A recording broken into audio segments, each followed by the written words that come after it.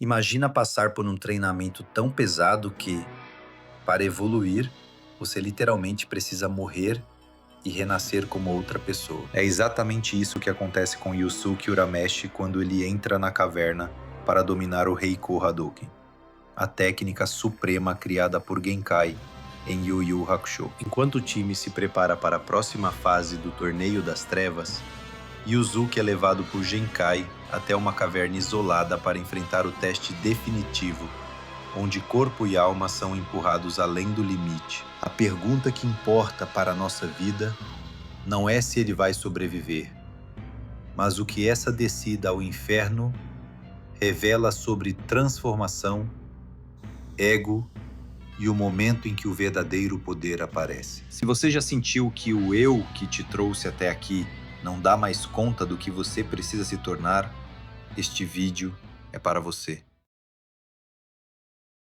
Quando Yusuke entra na caverna para receber o Spirit Wave Orb de Genkai, ele não está apenas começando um treino normal, mas atravessando o tipo de portal que mitos do mundo inteiro chamam de descida ao submundo, ou catabases. Joseph Campbell descreve essa etapa como o ventre da baleia, o momento em que o herói é engolido pelo desconhecido, separado do mundo comum e aparentemente derrotado para poder renascer transformado. A caverna, em termos simbólicos, não é só um cenário escuro e perigoso. É o útero da Terra, um lugar fechado em que a identidade antiga perde poder e algo novo é gestado. É como se a própria narrativa dissesse: a partir daqui, Yusuke não pode mais ser o delinquente impulsivo que resolve tudo no soco. Esse personagem não está mais autorizado a continuar a história. Na psicologia analítica, esse movimento se parece com descer ao inconsciente, ao território onde o ego deixa de controlar tudo e começa a ser confrontado com forças mais profundas, simbolizadas pelas provas extremas que Genkai impõe. A caverna é o oposto de palco. Não tem plateia, não tem aplausos, só você, sua dor e aquilo que estava escondido debaixo da sua persona. O treinamento do Reiko Hadouken é tão brutal que o corpo de Yusuke literalmente não suporta a energia espiritual concentrada que Genkai transfere para dentro dele. Não é apenas uma metáfora.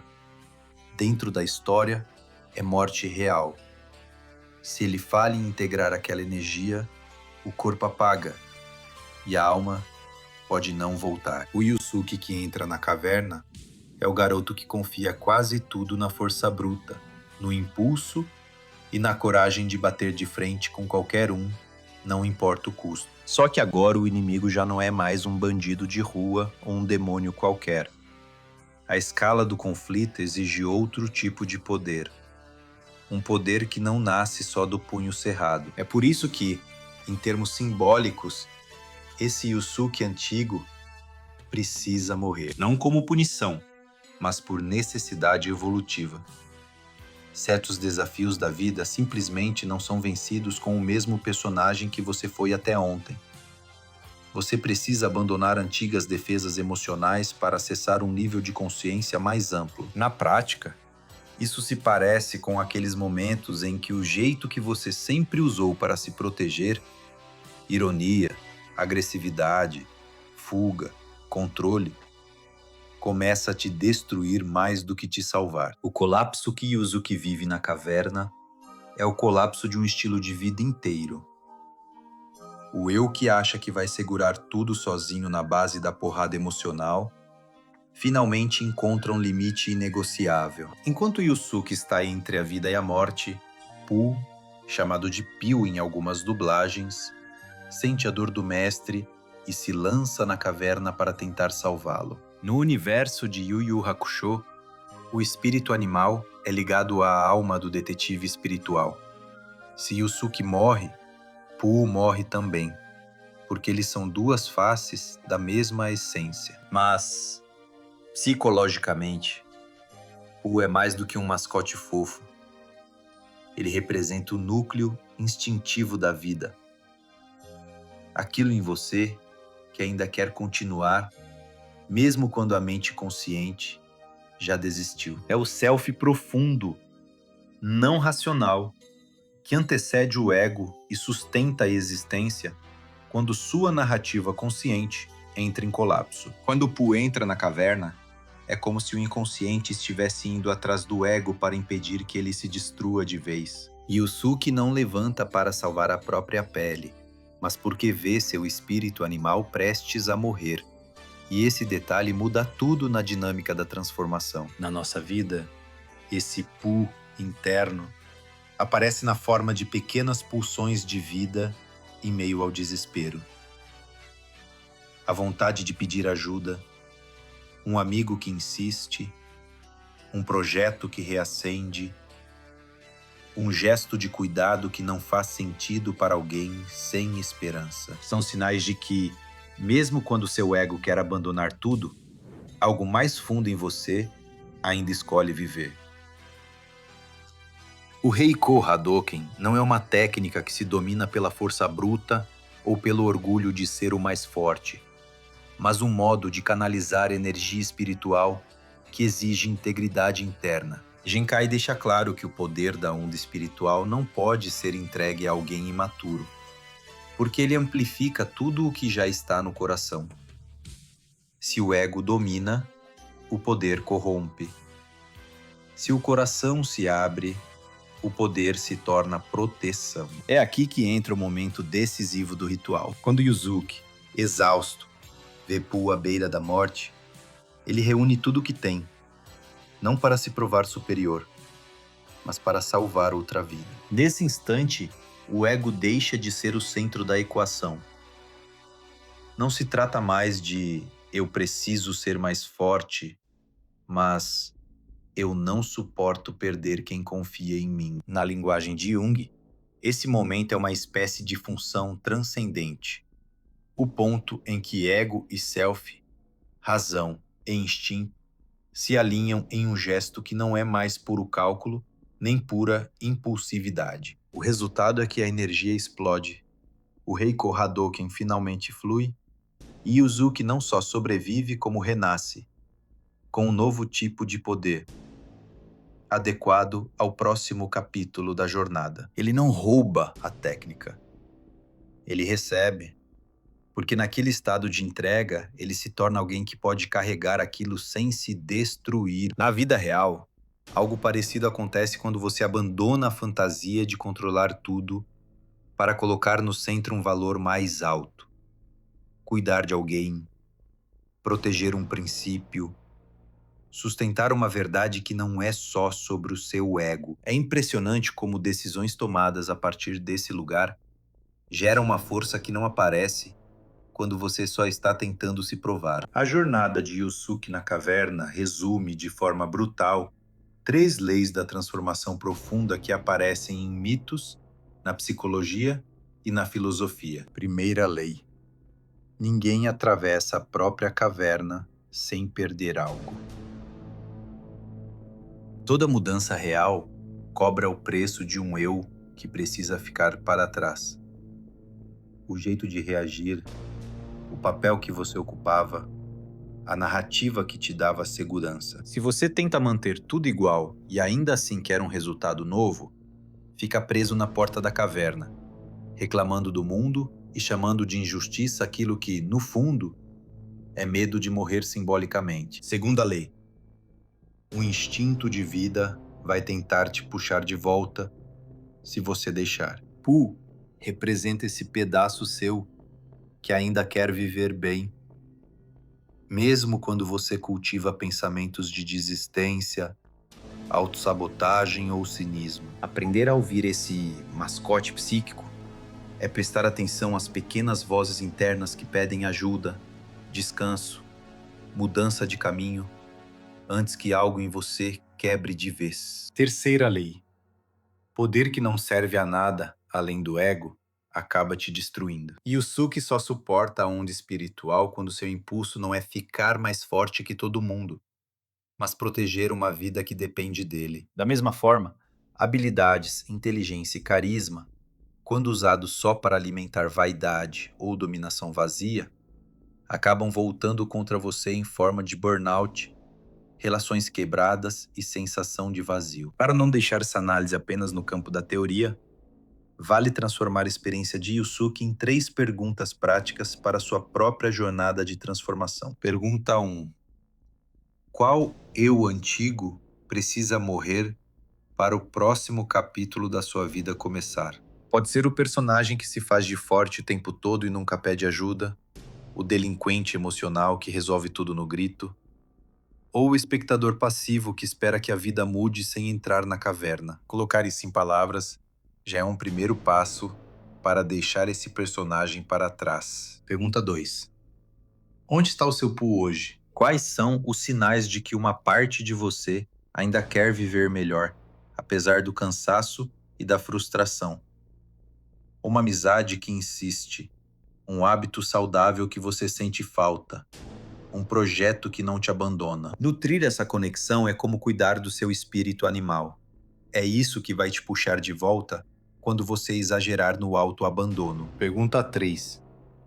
Que poder você está tentando conquistar e a serviço de quê? Se a resposta for para provar que sou melhor, para calar todo mundo, para nunca mais ser humilhado, cuidado.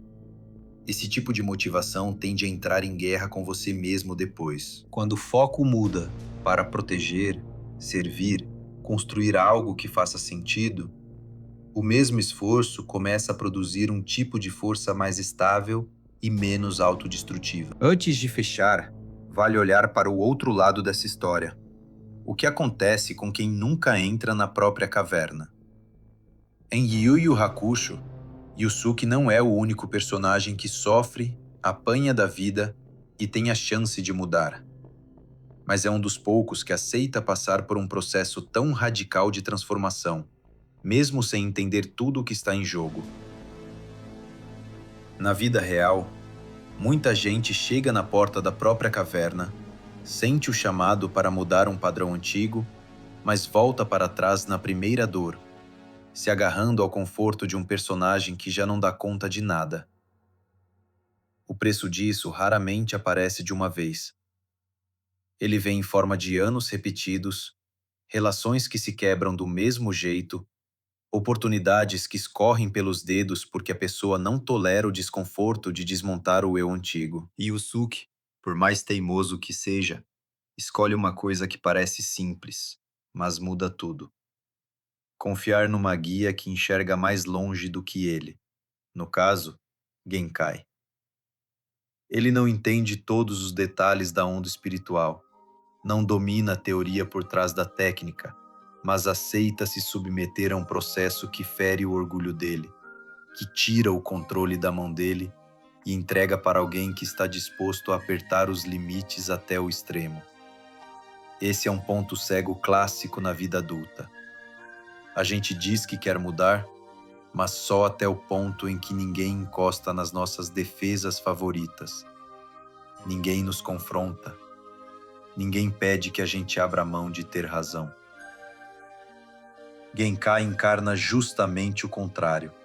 A figura do mestre que não passa a mão na cabeça, que não confunde empatia com permissividade, e por isso consegue puxar de Yusuke uma versão que ele sozinho talvez nunca encontrasse. Se você pensar na sua própria história, talvez existam pessoas, livros, terapias ou situações que tentaram cumprir esse papel de Genkai, colocando você em contato com limites que não gostou de enxergar. Sempre que a reação é fugir, minimizar ou ridicularizar quem aponta esses pontos, é como se você saísse da caverna antes da hora e voltasse para a superfície com a mesma força de antes, só um pouco mais cansado. Yusuke apanha, reclama, discute, mas permanece no processo até o fim. E é por isso que o salto dele é tão grande.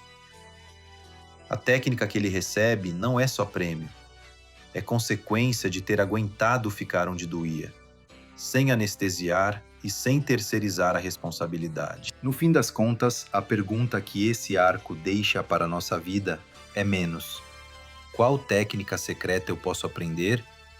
E mais: em que parte da minha jornada eu estou fugindo da caverna, da mentora ou do desconforto que eu mesmo disse que queria enfrentar. Nem todo mundo vai passar por um treinamento de 11 horas trancado numa caverna com uma mestra carrancuda, mas todo mundo vai se deparar com momentos em que continuar sendo a mesma pessoa custa mais caro do que suportar a dor de mudar. É justamente aí que a história de Yusuke deixa de ser só nostalgia de anime e vira um convite prático. Escolher, no cotidiano, as pequenas mortes do ego que abrem espaço para um tipo de força que não depende mais de pose, barulho ou aprovação dos outros. Yusuke não volta da caverna apenas com uma técnica nova. Ele volta com uma identidade reorganizada.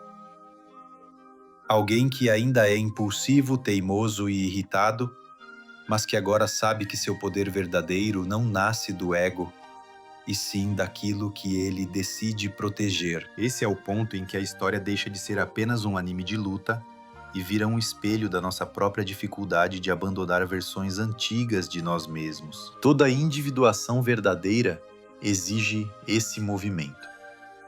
Morrer para o que você era, para renascer como o que estava destinado a ser, mas ainda não tinha coragem de encarar. A caverna de Yusuke é, no fundo, uma lembrança de que o caminho para um poder mais profundo quase sempre passa por um lugar em que ninguém aplaude, ninguém vê, e o único teste é se você aceita ou não abandonar o velho personagem. Se esse vídeo te ajudou a enxergar o seu próprio teste da caverna de um jeito diferente, aproveita para deixar o like e se inscrever aqui no canal. Assim você não perde os próximos vídeos. Comenta aqui embaixo sugestões de personagens, pessoas e temas que você quer ver destrinchados por esse olhar psicológico e filosófico. Que as próximas análises podem nascer justamente das suas ideias. É isso aí. Obrigado por ficar até aqui e até a próxima.